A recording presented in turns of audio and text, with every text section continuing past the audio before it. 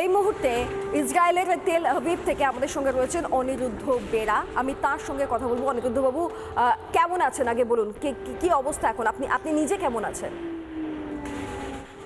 আমি এই মুহূর্তে তো ঠিকঠাক আছি।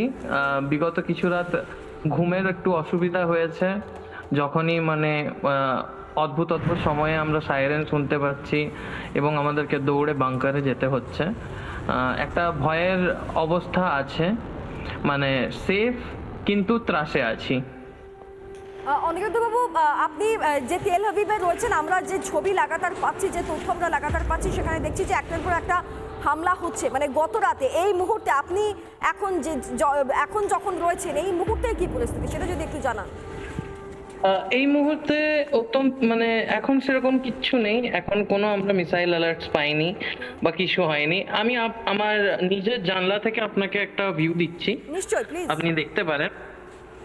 কোনো কিছু দেখতে পাবেন না আপনি এখানে, নর্মাল জীবনযাপন, কিন্তু কোনো মানুষ দেখতে পাবেন না। কেননা এখানে যেহেতু এটা একটা নোটিশ জারি করা আছে যে লোক যাতে নিজেদের বাড়িতেই থাকে বা রেসিডেন্সিয়াল কমপ্লেক্সের কাছাকাছিতেই থাকে, কেননা সেখানেই আপনারা ওই বাংকার্সগুলোকে পাবেন, যেখানে আপনি 30 মিনিট বা 15 মিনিট আগে যখন আপনি অ্যালার্ট পান, সেই অ্যালার্টগুলোর সঙ্গে আপনি রেসপন্স করে যাতে ঠিক সময়ে পৌঁছতে পারেন, নিজেকে সেফ রাখতে পারেন, এই জন্য এই জিনিসগুলো করা হয়। বাট জীবনযাপন এখানে অতটাও স্বাভাবিক না। এখন অ্যাকচুয়ালি প্রত্যেকটা জিনিসই লো ক্যাপাসিটিতে চলছে। আমি একটা বিষয় জানতে চাই, আপনাদের বাজার করা, যে কোনো প্রয়োজনে বাইরে বেরোনো, চিকিৎসা, যে কোনো প্রয়োজনে মানুষকে বেরোতে হতে পারে, এই বিষয়গুলো এখন এই মুহূর্তে কিভাবে নিয়ন্ত্রণ হচ্ছে? সরকারিভাবে কি বার্তা দেওয়া হয়েছে, বা আপনারা যারা অন্যান্য দেশ থেকে গিয়ে ইসরায়েলে রয়েছেন তাদের জন্য বিশেষ কোনো বার্তা আসছে কি? তো এই মুহূর্তে একটা কমন অ্যাডভাইজারি জারি হয়েছে, যেটা সকলেরই জন্য, সে ইসরায়েলি সিটিজেন হোক বা না হোক, বা যত ফরেন ন্যাশনালস আছে তাদেরকে নিয়েও।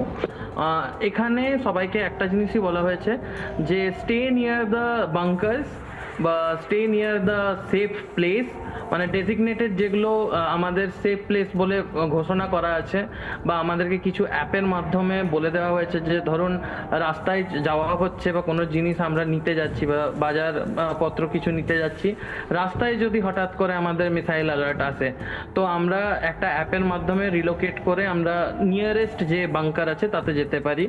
এবং এই যে আপনি যেটা জিজ্ঞেস করলেন যে বাজার বা দৈনন্দিন সামগ্রী আমি কোথা থেকে পাচ্ছি, প্রত্যেকটা বাজারই এখন ওপেন আছে, কিন্তু যেরকম রেগুলার আওয়ার্স থাকতো বা যে নিত্য নৈমিত্তিকভাবে যেরকমভাবে চলতো, সেইটা এখন একটু হলেও বিপর্যস্ত হয়েছে। ধরে নিন এখন দুপুর 3টে বা 4টে থেকে রাত্রি 12টা পর্যন্ত কোনো কিছু খোলা আছে, বা আমরা ঠিক ওগুলো খবর পেয়ে যাই। এবং ধরে নিন এখানে যেরকম জোম্যাটো বা সুইগির মতো ইন্ডিয়াতে এখানে ভোল্ট বলে একটা অ্যাপ আছে, সেখানেও ফুল ক্যাপাসিটিতে নয়, বাট স্বাভাবিক। একটা কথা বলুন, এই সময় ইসরায়েলে কটা বাজে? এখন ইসরায়েলের সময় কটা? আমি বলি যে এখন ভারতে 4:09 বাজে, ইসরায়েলের সময় কটা এখন? এখন 1:40 বাজে, দুপুর 1:40, ভরা দুপুর। আচ্ছা, মূলত হামলাগুলো কোন সময় হচ্ছে, আর আপনি কি বলতে পারবেন যে মূলত রাজধানীর কোন কোন জায়গাকে লক্ষ্য করে হামলা করা হচ্ছে? দেখুন, এই পর্যন্ত যা আমরা দেখেছি, ধরুন এটার তো একটা কোনো গড় সময় বা একটা আন্দাজগত সময় বলা যায় না, তবুও আমি একটা বলার চেষ্টা করছি। যাবতীয় যে অ্যাটাকগুলো হচ্ছে সেগুলো খুব লেট নাইটে হচ্ছে। ধরে নিন 12টা, 1টা, 2টো, 3টে, 4টে, 5টা, বা কখনো কখনো হয়তো আনএক্সপেক্টেডলি দুপুরবেলাতেও একটা হয়ে গেল। তো কোনো টাইমের ঠিক ঠিকানা নেই, বাট যাবতীয়ভাবে যেটা এখানের চারিপাশ দেখে যেটা বোঝা যাচ্ছে, দুপুরে অ্যাটাকটা কম হয়, রাত্রিতে অ্যাটাকটা কম হয়, যাতে আপনার ঘুমটা বিঘ্নিত হয়। তো ঘুম আমাদের চলে গেছে, আমাদেরকে রাত্রে অ্যালার্ট থাকতেই হয়। আপনাকে 90 সেকেন্ড থেকে শুরু করে ধরে নিন 15 মিনিট থেকে 90 সেকেন্ডের মধ্যে আপনাকে ডেজিগনেটেড শেল্টারে যেতেই হবে, এবং এটা ম্যান্ডেটারি করা আছে। বেশ, অনিরুদ্ধ বাবু একটু সঙ্গে থাকবেন, আমাদের আরো কিছু তথ্য নেওয়া আছে, এবং অতি অবশ্যই আপনি কেমন আছেন সেটাও জানা নিশ্চয়ই দরকার। নানা ধরনের কন্টেন্ট দেখার জন্য লাইক করুন, শেয়ার করুন আমাদের ফেসবুক পেজ, সাবস্ক্রাইব করুন আমাদের ইউটিউব চ্যানেল। পাশাপাশি অন্যান্য ব্রেকিং নিউজের জন্য অবশ্যই চোখ রাখুন রিপাবলিক বাংলায়।